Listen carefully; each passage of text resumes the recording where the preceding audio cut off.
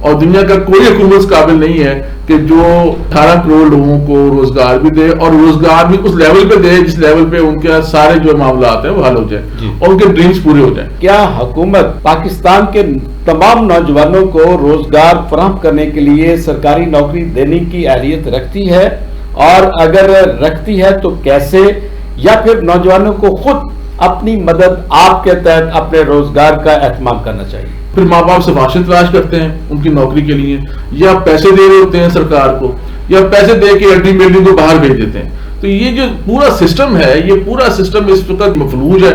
IT में कौन से ऐसे कोर्सेज हैं जिनको जो आज की यूथ है वो फोकस करके उनमें स्किल लेके वो बेहतरीन जॉब को अचीव कर सकती है या अपना खुद से रोजगार शुरू कर सकती है?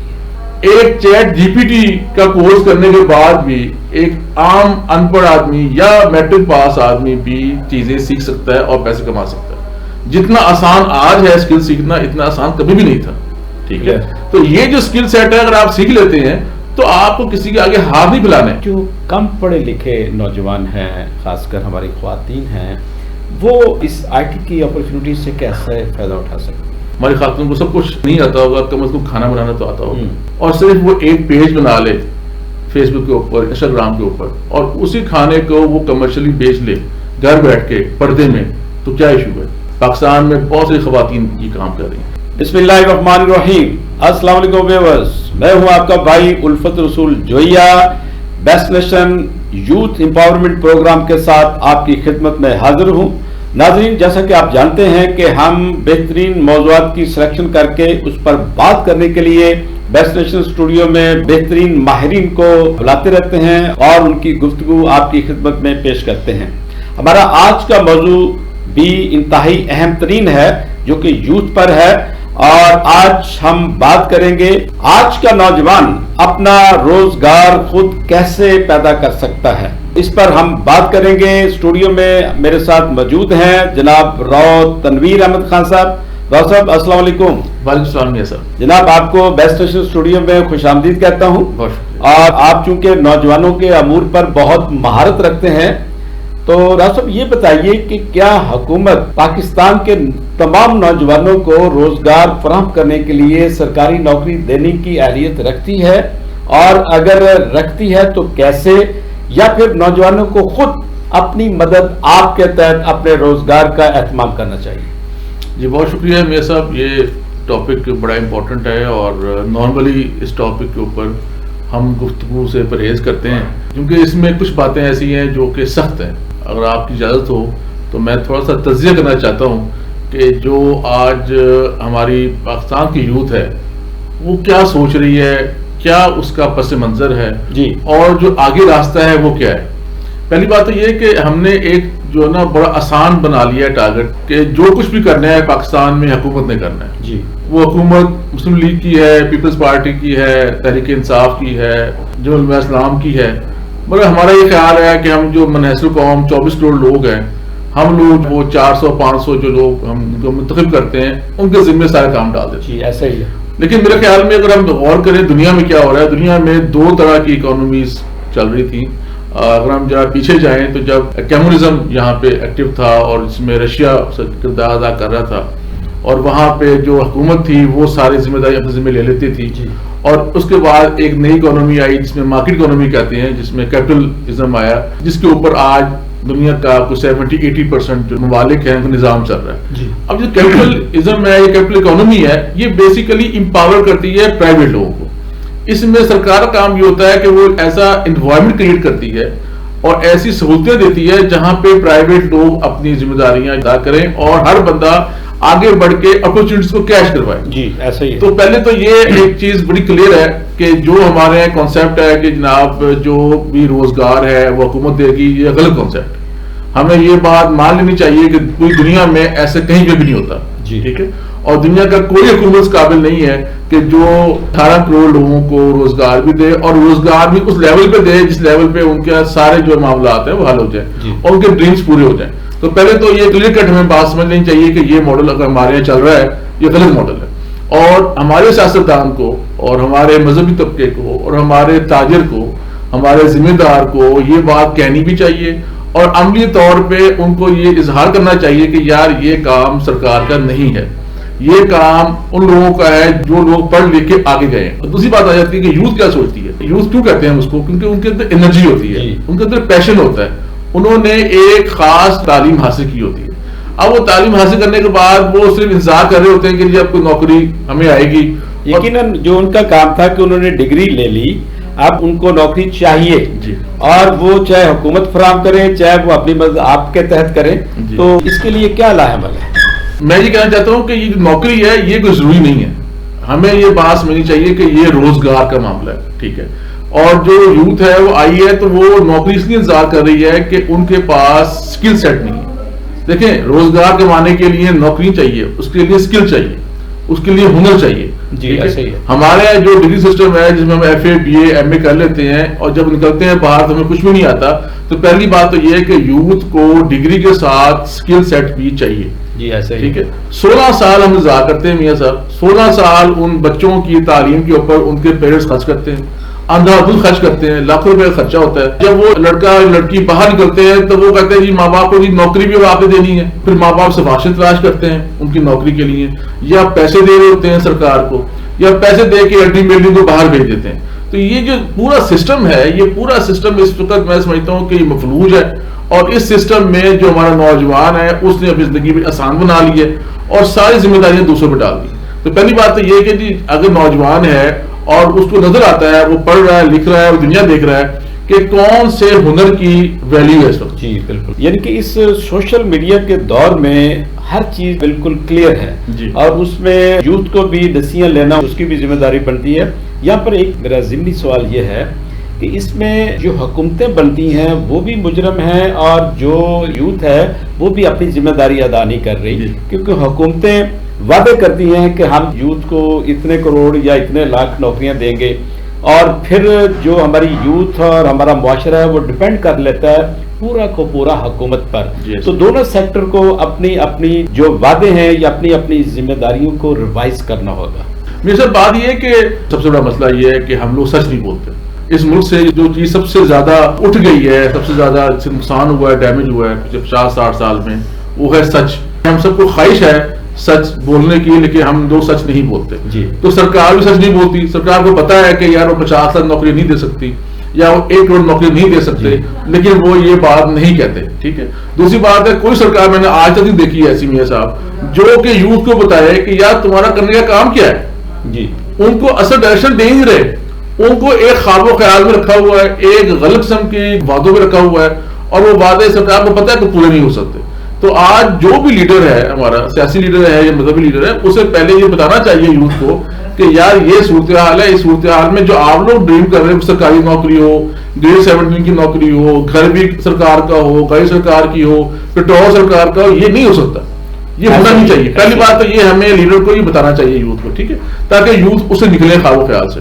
दूसरी बात है कि जब यूथ जो देख रही है, अगर उसे ये पता लग रहा है कि यार सरकार झूठ बोल रही है या आपके लीडर आपसे बात नहीं कर रहे, तो उनको दुनिया नजर आ रही है ना, उनको चाहिए कि वो अपना रास्ता खुद ही चेंज कर लें, वो डिपेंड ना करें किसी सरकार के ऊपर। वो ये देखें कि आज के दौर में सन 2025 में या अगले 5 साल में 2030 तक कौन से हुनर ऐसे हैं जिनकी वैल्यू है, कौन से हुनर ऐसे हैं जिसकी बेस के ऊपर दुनिया ने चलना है, कौन से हुनर ऐसे हैं जिसकी बेस के ऊपर इंडस्ट्री चलना है। तो उनको वो हुनर सीखना चाहिए। मैं ये नहीं कह रहा मेरे साहब कि आप ना डिग्री लें, डिग्री अपनी वैल्यू है, लेकिन आप समझते हैं कि डिग्री से आपको पैसे मिलना शुरू हो जाएंगे, तो वो एक खाम ख्याली है। यानी कि आपका कहने का मतलब ये है कि जो अपनी स्किल है उस पर उन्हें पूरा फोकस करना चाहिए कि आज के दौर में प्राइवेट सेक्टर में बगैर स्किल के जॉब मिलना, इससे बड़ी कोई खुशफहमी नहीं हो सकती। ये सब स्किल तो है ही नहीं। देखिए आज तक नहीं बताया 70 साल में स्किल पे काम कब हुआ है। अब देखें, दूसरी बात देखें कि आपका जो भी तबका बाहर जा रहा है, जो आपका अमीर तबका है, वो जो ओवरसीज है, जो चला जाता है अर्ली एज में और पैसे कमा के भेजता है, जिसकी बेस के ऊपर यहाँ पे खानदान जो है बहुत ज्यादा खर्च करते हैं, वो लोग क्या कर रहे हैं, वहां जाके वो जॉब नहीं कर रहे, वो क्या कर रहे हैं, वो आपकी ब्लू कॉलर जॉब कर रहे हैं, वो प्लम्बिंग का काम करते हैं, वो ऑटो मैकेनिक है, वो इलेक्ट्रीशियन है, वो कंस्ट्रक्शन का काम करते हैं। तो वो जो काम कर रहे हैं उनके लिए यहाँ इदारे नहीं है। पूरी दुनिया ने यूरोप और अमेरिका में जाके जहां से जमीन मुआवजा कमाया है, वो चीज बिल्कुल जॉब है। तो हमें पहले तो अपने यूथ को ही बताना है कि भाई अगर आपने पैसे कमाने हैं तो आपने ये काम सीखना है, एक बात। दूसरी बात, अगर आप गौर करें, हम रहते हैं मुआशरे में, हमें आज अच्छा ड्राइवर नहीं मिलता, हमें आज अच्छा इलेक्ट्रिशियन नहीं मिलता, हमें अच्छा शेफ नहीं मिलता, हमारे घरों में काम के लिए बंदा को नहीं मिलता, मतलब हम परेशान हैं और जो बेरोजगारी है वो रूज पे। तो ये जो गैप है, ये गैप इसीलिए है कि हर शख्स इंतजार कर रहा है बड़ी जॉब का और सरकारी जॉब का। तो कॉन्सेप्चुअली यूथ को इससे बाहर निकलने की जरूरत है, एक बात। दूसरी बात यह है कि अब सवाल ये पैदा होता है कि अगर बाहर निकलेंगे तो उनके पास अपॉर्चुनिटी है कि नहीं है जी। मैं ये समझता हूँ सर, इस वक्त 2025 में इससे बेहतर अपॉर्चुनिटी यूथ के लिए है ही नहीं। एक चैट जीपीटी का कोर्स करने के बाद भी एक आम अनपढ़ आदमी या मैट्रिक पास आदमी भी चीजें सीख सकता है और पैसे कमा सकता है। जितना आसान आज है स्किल सीखना, इतना आसान कभी भी नहीं था, ठीक है। तो ये जो स्किल सेट है, अगर आप सीख लेते हैं तो आपको किसी के आगे हाथ नहीं फैलाने, आपको 50,000 या 1 लाख रुपए की नौकरी के लिए कहीं नहीं जाना, आपने पैसे खर्च नहीं करने, आपने रिश्वत नहीं देनी, आपने एक क्या करना है, एक मोबाइल फोन या एक लैपटॉप लेके आपने कोर्सेज सीख के उससे बैठ जाना, ठीक है। तो ये दुनिया का सबसे आसान काम है। एक काम तो ये है कि आईटी में आप चले जाएं और शॉर्ट कोर्सेज करें और बाकी आगे सीख जाएंगे, सिस्टम में आ जाएंगे, आप शुरू कर देंगे सीखना, तो आपको जरूरत नहीं है कहीं और जाने की। दूसरी बात है कि जो आपकी ब्लू कॉलर जॉब्स हैं उसके लिए हमें जरूरत है सीखने की। आज आपकी गाड़ी खराब होती है मेरे साहब, तो आप यकीन करें, आप अच्छे भले छोटे बूढ़े आदमी हैं, लेकिन आप उस मैकेनिक के तरले करते हैं, उसकी मिन्नतें करते हैं, उससे टाइम मांगते हैं, वो टाइम देता है आपको 2 हफ्ते बाद का, फिर वो जो बिल दे देता है उसके ऊपर आप सवाल नहीं कर सकते, ठीक है। तो एक एवरेज आदमी भी जो है वो जाके ऑटो मैकेनिक शॉप वाले को इतने पैसे दे रहा है लेकिन सीख नहीं रहा, ठीक है, और उसकी इज्जत नहीं कर रहा।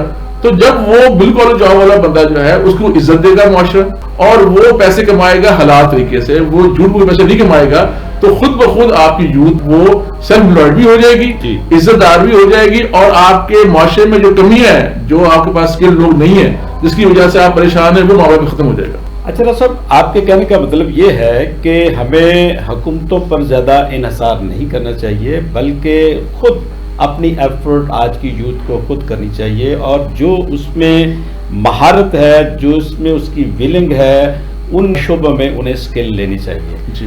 आप ये बताइएगा कि आईटी में कौन से ऐसे कोर्सेज हैं जिनको जो आज की यूथ है वो फोकस करके उनमें स्किल लेके वो बेहतरीन जॉब को अचीव कर सकती है या अपना खुद से रोजगार शुरू कर सकती है? मेरे साहब, आईटी में जब से ये एआई आया है, जो लेटेस्ट टेक्नोलॉजी है, आर्टिफिशियल इंटेलिजेंस जी, इसके आने के बाद तो आप समझ लीजिए कि ये वो इनकलाब है जो 20-25 साल पहले इन शेप ऑफ कंप्यूटर आया था, उससे पहले इन शेप ऑफ व्हील्स पहिया आया था। तो मैं ये समझता हूँ कि ये जो एआई है, ये पूरी आपकी इंटायर जो आपकी लैंडस्केपिंग है, आपके एम्प्लॉयमेंट की, आपके स्किल्स की, ये बिल्कुल उसको चेंज कर देगी। यानी कि एक समंदर की तरह एक वसी मैदान है जो हम तस्वर भी नहीं कर सकते थे, उसको हम मैनेज कर सकते हैं स्किल। एक सिंपल आप एआई पे जाके, चैट जीपीटी पे जाके उससे एक बात करते हैं तो वो पूरी दुनिया की जितनी लाइब्रेरीज हैं, बुक्स हैं, उसमें से वो डाटा उठा के विद इन सेकेंड्स आपके सामने रख देती है।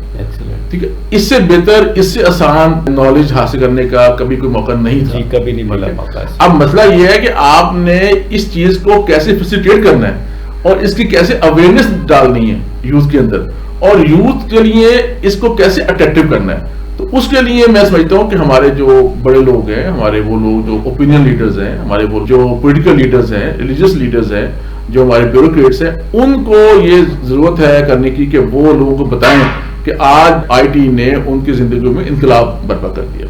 मैं आपको मिसाल देता हूँ कि हमारा एक बड़ा टॉपिक होता है, अक्सर लोग कहते हैं कि ये जो मदरसों में स्टूडेंट्स पढ़ते हैं तो इन्हें कोई काम नहीं सिखाया जाता। अच्छा, मैंने इसमें थोड़ा सा स्टडी किया मियां साहब, ये क्या अभी ऐसे हो रहा है कि हमारे जो उलमा हज़रात हैं उनके लिए नौकरियां नहीं होती तो वो फिर जाके मस्जिद संभालते हैं और फिर जाहिर है जो मसाइल आते हैं, ये पहले भी होता था। तो मैंने जब थोड़ा स्टडी किया तो मैंने एक बड़े स्कॉलर हैं उनकी किताब में पढ़ा, वो जो कोर्सेज करवाते थे अपने मदरसों में, उसमें एक लाजमी कोर्स जो होता था कि तमाम तरह के स्किल्स सिखाए जाते थे।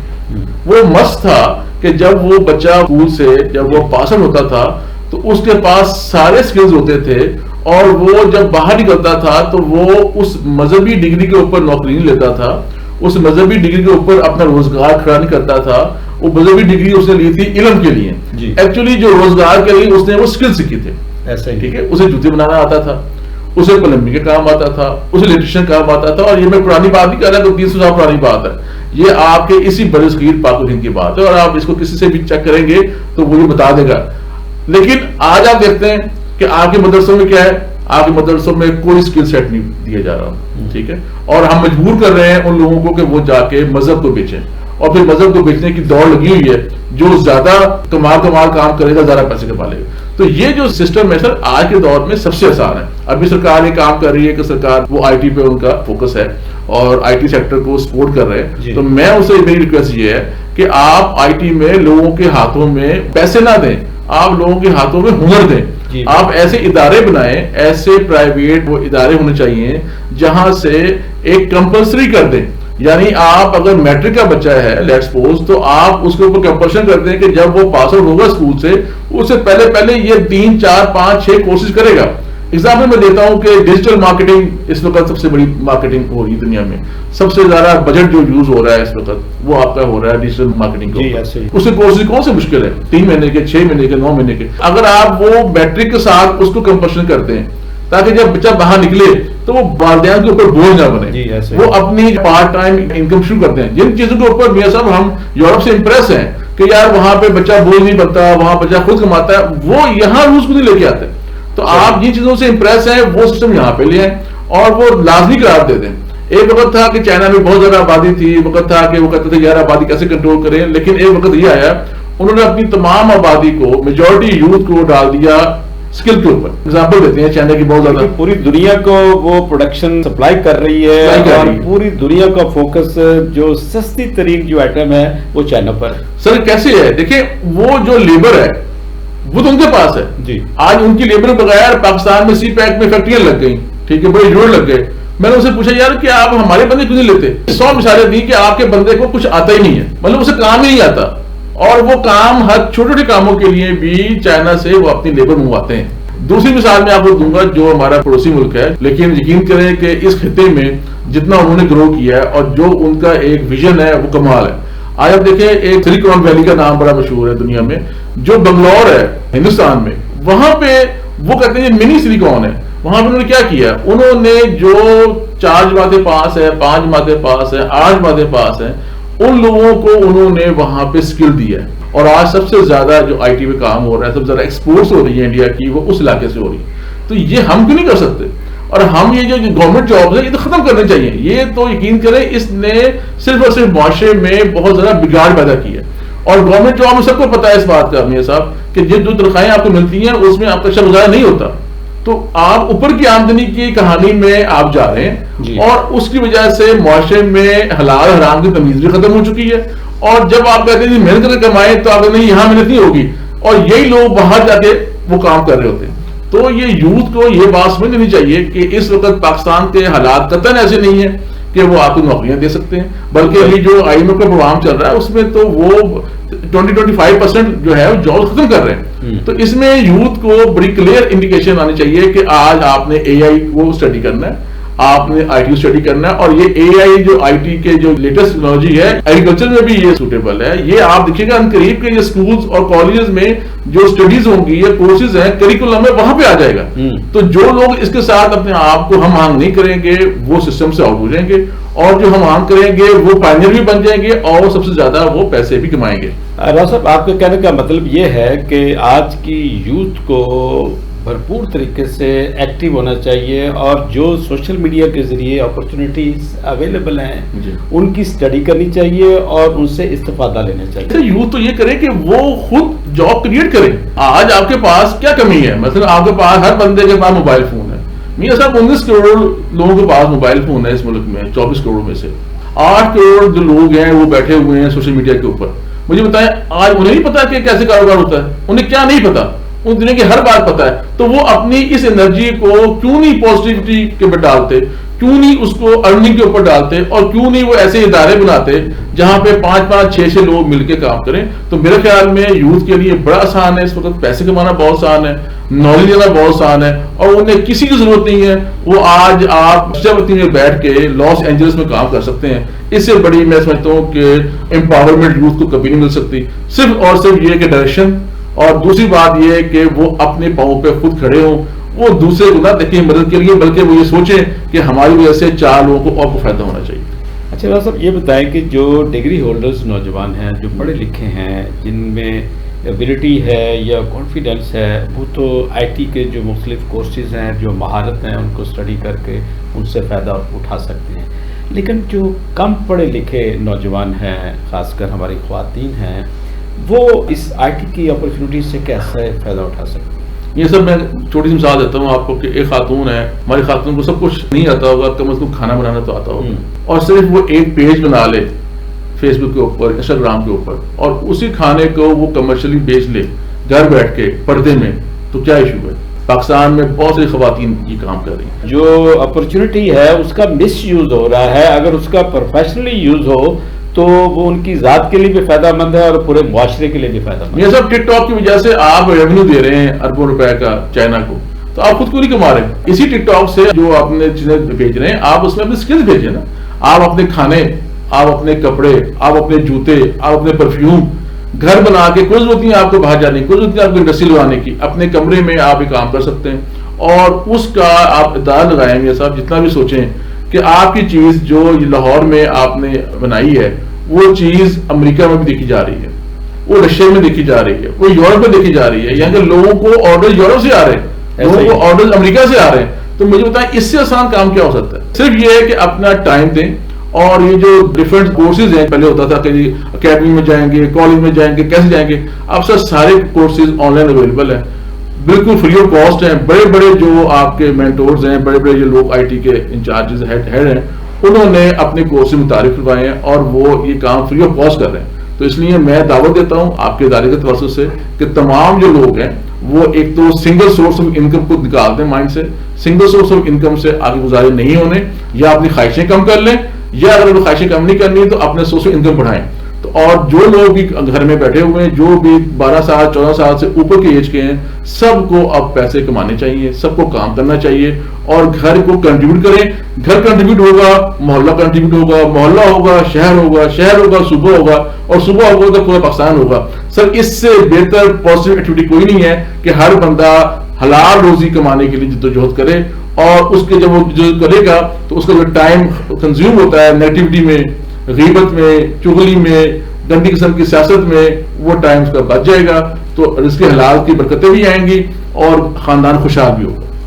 राजा साहब, आपने तफसीली इस बारे में आगाही दी, और जहाँ तक मेरे इल्म में है कि इस वक्त हज़ारों नौजवान जिन्होंने इस आईटी के टूल को पॉजिटिवली यूटिलाइज किया, सोशल मीडिया की इंफॉर्मेशन को पॉजिटिव लिया और उस पर इम्प्लीमेंट किया पूरे ज़ौक़ शौक़ के साथ, वो इस वक्त मंथली लाखों नहीं बल्कि करोड़ों कमा रहे हैं। ये एग्जाम्पल हमारे सामने मौजूद है।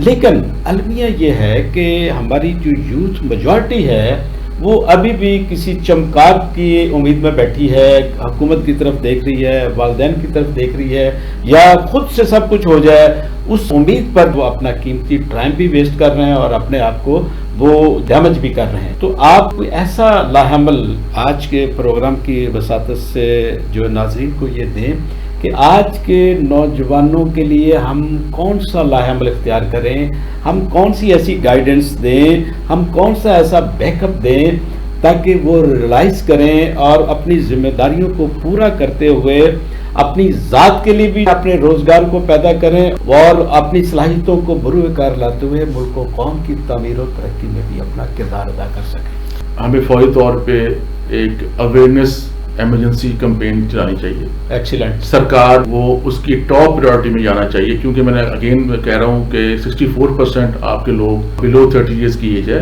ये बहुत बड़ा एटम बॉम्ब है जी। अगर आपने इसको पॉजिटिव यूज ना किया तो ये आप खिलाफ यूज होगा जी। और जो तालीमी इमरजेंसी है उसमें भी स्किल सेट इमरजेंसी। तालीम तो अब चल रही है, कॉलेज है, स्कूल्स हैं, इदारे चल रहे हैं, हालांकि वो भी कम है, लेकिन एटलीस्ट जो लोग उसमें तालीम हासिल कर रहे हैं वो भी परेशान है। तो आपको इमीडिएटली स्किल्स की इमरजेंसी होनी चाहिए। पहली बात तो ये कि मैं समझता हूँ कि यूथ में अगर ये कहें कि हमें कुछ पता नहीं है, हम चारे मासूम परिंदे हैं, तो वो ये बात तो निकल जानी चाहिए, क्योंकि इस दौर में कोई भी मासूम नहीं है। अपनी एंटरटेनमेंट के लिए उन्हें सब पता है, उनको लेकिन सब प्रैक्टिकली काम करने के लिए उनके पास टाइम नहीं। यानी कैलिफोर्निया में आग लग गई है तो मतलब उनको शायद कम पता होगा, कैलिफोर्निया में, लॉस एंजलिस में हमें ज्यादा पता है कितने लोग मर गए हैं, कहाँ भी आग लगी हुई है। तो अगर हमें सब कुछ पता है तो हमारी एक्चुअली जो ब्रेन है वो कहीं और यूज हो रही है। अपनी ब्रेन को पॉजिटिव डायरेक्शन में यूज करें। और मैं बार बार कह रहा हूं, हमारे जितने भी बड़े मेंटोर्स हैं, हमारे बड़े लीडर्स हैं, उनको क्लियर कट पिक्चर देनी चाहिए कि यार ये चीजें हम नहीं कर सकते, हम इस मुल्क की 18 करोड़ आबादी को रोजगार नहीं दे सकते। ये उनको कहना चाहिए, क्योंकि वो नहीं दे सकेंगे, पिछले 20 साल में भी नहीं दे सके। और जो दौर आने वाला है उसमें जो टेक्नोलॉजी इतनी फास्ट आ रही है कि सर आपके जो सरकारी इदारे हैं उनको भी डिसमेंटल होना है, उनको भी टेक्नोलॉजी की बेस के ऊपर शिफ्ट होना है। तो जब वो टेक्नोलॉजी बेस के ऊपर शिफ्ट होंगे तो वहां जो ह्यूमन रिसोर्स है वो भी डाउन साइड होगी। तो जो लोग अभी इस पर काम भी कर रहे हैं तो वो भी खतरे में। तो इसलिए वो चीजें छोड़ के आप वो प्लेटफॉर्म बनाएं, वो इदारे बनाएं, वो जगह बनाएं जहां पे यूथ आके कंट्रीब्यूट करे। तो मैं सबसे बड़ा किरदार मैं समझता हूं कि इस वक्त हमारी जो यूनिवर्सिटीज और कॉलेजेस हैं वो बिल्कुल, मुझे लगता है, हो सकता है बाद में बहुत काम कर रहे हैं, मुझे लगता है कि वो समझते हैं कि हमारा काम है कि डिग्री देनी और पैसे ले लेने। बिल्कुल ऐसा ही है। वो आगे उन यूथ को कोई डायरेक्शन देने में नाकाम है इस वक्त। देखिए इतनी ह्यूज बिल्डिंग्स हैं, इतनी बड़ी बड़ी इमारतें तामीर की हुई हैं, वो 24 आवर्स यूज क्यों नहीं हो सकती? ठीक है, वो एक शिफ्ट सिर्फ स्किल्स के लिए क्यों नहीं दे सकती? अपने ही लोगों को वो स्किल्स के अंदर कन्वर्ट क्यों नहीं कर सकते? वो पैसे लेके 50-50 लाख की डिग्री देके लड़कों को बाहर निकाली जा रहे हैं, स्टूडेंट्स को। लेकिन लड़के बाहर निकल के क्या कर रहे हैं? वो या सरकारों को गालियां दे रहे हैं, या माँ बाप को गालियां दे रहे हैं, या फिर आवारागर्दी कर रहे हैं। ये रियलिटी है। स्कूल, कॉलेजेस, आपकी यूनिवर्सिटीज, ये इदारे वो हैं जहां हमारे पास बिल्डिंग्स मौजूद हैं। उन्हीं इदारों को हमें इवनिंग शिफ्ट में या एक 4 घंटे का टाइम स्लॉट निकाल के उनको स्किल्स के ऊपर कन्वर्ट कर देना चाहिए। और सरकार को एमएनसी लगा दे कि तमाम जो स्टूडेंट्स हैं वो मैट्रिक करके निकलेंगे तो उनको ये कोर्सेज आने चाहिए, वो इंटर के बाद निकलेंगे तो ये कोर्सेज आने चाहिए, और वो कोर्सेज बस करते हैं। इससे मैं समझता हूं कि एकदम चीजें चेंज हो जाएंगी और जो इस वक्त प्रेशर है सरकार के ऊपर मुलाजमतों का वो कम हो जाएगा। दूसरी बात यह है कि जब मैंने बताया कि सर अब तो एक लैपटॉप के ऊपर एक लैपटॉप आ जाता है 50-60 हजार रुपए का, और हर बंदे के पास 50-60 हजार का एक मोबाइल फोन मौजूद है, तो आपने कुछ भी नहीं करना, आपने वहीं घर बैठ के ही उसके ऊपर काम करना शुरू कर देना। और ये काम ऐसा नहीं कि हम कोई हवा में बातें कर रहे हैं, ये काम इंडिया कर चुका है जी, ये काम चाइना कर चुका है। और उनकी तरक्की का राज भी इसी, उनकी तरक्की का राज इन्हीं बातों में। उन्होंने कोई वहां पे ब्यूरोक्रेट्स नहीं पैदा किए, ठीक है, उन्होंने वहां पे कोई बड़े बड़े डॉक्टर इंजीनियर पैदा नहीं किए, उन्होंने स्किल लोग पैदा किए, और वो स्किल लोग उनके माशरे में, समाज में पॉजिटिव रोल प्ले कर रहे हैं, और उसकी वजह से उनके अंदर जो क्राइम्स हैं वो कम हो गए, उनका सोचने का एंगल चेंज हो गया। ये इंकलाब है जिसकी हमें जरूरत है। बाकी जो इंकलाब है वो हवा में है, वो बातों में है, वो लोगों को गुमराह करने के लिए। असल इंकलाब ये है कि हर खानदान का जो लाइफस्टाइल है वो अच्छा हो जाए, हर खानदान में जो यूथ है, लड़का है लड़की है, वो पॉजिटिव सोचें, और वो अपने साथ साथ अपने मोहल्ले के, अपने खानदान के बाकी लोगों को भी एम्पावर करें। तो ये माइंडसेट पैदा करना है, सरकार इसको पैदा करे। बाकी आप देखें इस मट्टी ने बड़ा बड़ा कुछ पैदा किया है, इस मट्टी ने डॉक्टर एक्यू खान को भी पैदा किया है, इस मट्टी ने डॉक्टर सलाम को भी पैदा किया है। तो इस मट्टी का मसला नहीं है, मसला है डायरेक्शन का। डायरेक्शन देनी है वो आपने मेहनत देनी है, और डिसीजन का। तो वो आज ये फैसला कर ले, नहीं करेंगे तो सर खुदा ना खास्ता हमारा हाल अफगानिस्तान से बुरा नहीं होने वाला। क्योंकि अफगानिस्तान को हम मिसाल क्यों देते हैं कि वो आज भी वही बातें कर रहे हैं जो कि 50 साल पुरानी। हम अगर वही बातें करते रहेंगे और उन्हीं चीजों पर फख्र करेंगे तो एक टाइम आएगा हम अकेले रह जाएंगे, कोई हमारे साथ नहीं खड़ा होगा। और अगर हमने दुनिया के साथ चलना है तो फिर हमें टेक्नोलॉजी में उनको सपोर्ट करना पड़ेगा। बहुत खूब डॉक्टर साहब, आपने पूरे भरपूर तरीके से आगाही दी और उन चीज़ों से पर्दा उठाया जो कि हैं तो हकायक, लेकिन हम उनको मानने के लिए तैयार नहीं। सो बहुत शुक्रिया। आज की इस डिस्कशन में नाज़रीन आपने सुना कि असल मसला क्या है, कहाँ पर हम अपनी जिम्मेदारियाँ अदा नहीं कर रहे, वो चाहे हुकूमत है या आज की यूथ है या वालिदैन है या पूरा मुआशरा है। तो हमें ये देखना है कि जहाँ जहाँ पर हम हकीकत से रूगर्दानी कर रहे हैं या आंखें बंद कर रहे हैं, उसको इस गफलत से हमें निकलना है और हमें अपनी आंखें खोलकर अपनी जिम्मेदारियों को हमें समझना भी है और उनसे नमुर्द आज़मा भी होना है। तो एक तरफ तो हुकूमत की जिम्मेदारी है कि वो ऐसी अवेयरनेस कैंपेन शुरू करे जिससे यूथ को ये बावर हो कि भाई हम आपको बैकअप देने के लिए तैयार हैं, हम आपको टेक्निकल स्किल देने के लिए तैयार हैं, हम आपको एम्पावर करने के लिए तैयार हैं, लेकिन आपने खुद से अपने आप को एक्टिव करना है और सोशल मीडिया पर और हुकूमत की रहनुमाई से जो चीज़ें मिल रही हैं उनको लेना है और पूरी जिम्मेदारी अदा करनी है। और दूसरी तरफ हमारे प्राइवेट सेक्टर की भी बहुत बड़ी जिम्मेदारी है कि वो भी इस नोबल काज में अपना हकीकी किरदार अदा करें। इसलिए बेस्ट नेशन वेलफेयर ऑर्गेनाइजेशन मैदान अमल में है, जो कि यूथ को एम्पावरमेंट करने के लिए अपने दर्जनों प्रोग्राम्स हैं वो लॉन्च कर रही है और हर एरिया में best nation doctor AQ Khan IT institute का जाल बिछाने के लिए पुरअज़्म है। वो नौजवान जो डिग्री होल्डर हैं और घरों में फारग बैठे हैं, उनके पास स्किल नहीं है, हम उनको 3 माह 6 माह और 9 माह के प्रोफेशनल कोर्सेज करवाने के लिए हम इस वक्त पुरअज़्म हैं। और नौजवानों से मेरी ये अपील है कि वो बेस्ट नेशन के प्लेटफॉर्म से राब्ता करें और अपने CVs और अपनी डिग्रीज वो हम तक पहुंचाएं। हम उनको इंशाअल्लाह अनकरीब उनके इंटरव्यूज लेकर उनको जिस शोबे में वो जाना चाहते हैं, जिस शोबे में वो स्किल लेना चाहते हैं, हम उन्हीं के इलाके में उनको वो स्किल देने के लिए पुरअज़्म है। लेकिन इसमें जो हमें चैलेंज आ रहा है, हम ये तमाम कोर्सेज फ्री ऑफ कास्ट कराने के लिए मैदान अमल में हैं, लेकिन नौजवान उस पर पूरी तवज्जो नहीं दे रहा। वो सिर्फ हुकूमत की तरफ देख रहा है, फिर वो कहता है कि मुझे घर बैठे बैठाए ये सब कुछ आ जाए और घर बैठे बैठाए मैं बहुत ज़्यादा अर्निंग भी करना शुरू कर दूं। तो ये एक ऐसा ख्वाब है जिसकी ताबीर मुमकिन नहीं है। हमें मैदान अमल में आना होगा और जहाँ जहाँ ऐसी फैसिलिटीज़ मौजूद हैं उनसे हमें इस्तिफादा लेना होगा। तो बेस्ट नेशन का प्लेटफॉर्म अमली तौर पर मैदान अमल में है।